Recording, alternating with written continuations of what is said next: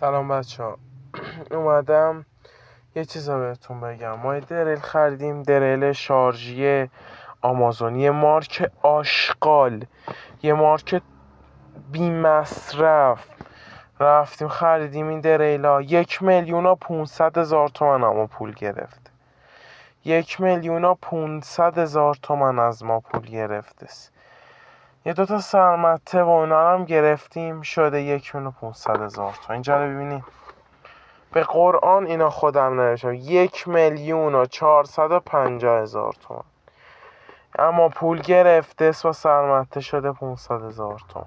حالا کاری بانه 1,450,000 تومن از ما پول گرفته تو اصفهان. ما این دریلا خریدیم، دریل آمازون.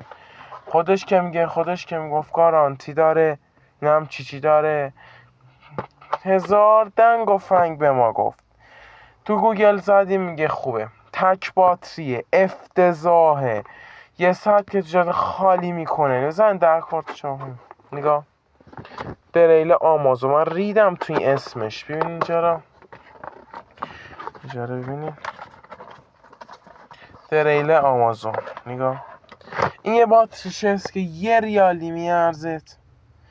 اگه 8 ساعت بزنین توش 3 تا باتری قلمی شارژی هست، 3 تا باتری قلمی هست بزرگاوا که بالی شارژه، از اوناست. این از باتریش. با 50,000 تومن باتری خودت درست کنی. 1,000,000 اما پول گرفته.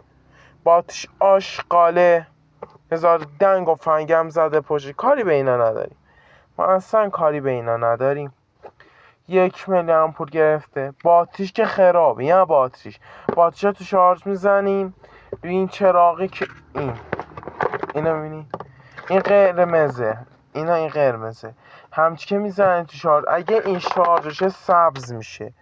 اینطوری میشه. خب اینطوری میشه، سبز میشه، ولی 2 دقیقه که باش کار میکنی خالی میکنه. شارژرش که اینقدر سوکه یا کا داری، وای توف میکنه سرش. این از این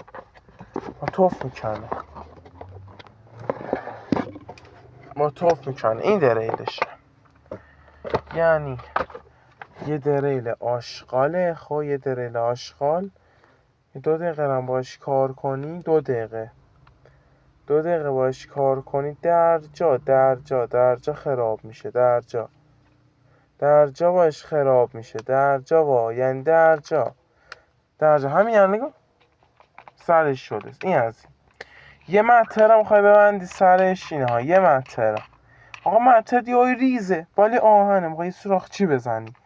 من اینجا را میبندیش، متر در گیر میکنه.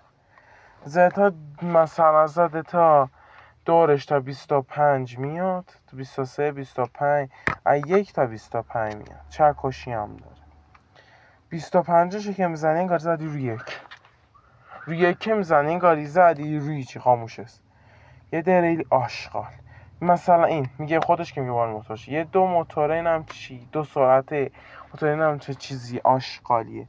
پیشنهاد نمیکنم فقط دریلی برقی بخرین. یه دریلی بخرین که به کارتون بیا. دریلی برقی بخرین، هم سگ جونتره، هم بهتره، هم ایماش آشغال نمیدن. به ما فروخته. دیشب خریدیم، ما شب پنجشنبه خریدیم، امروز شنبه است. یه رو عرض گذاشت تعمیریه.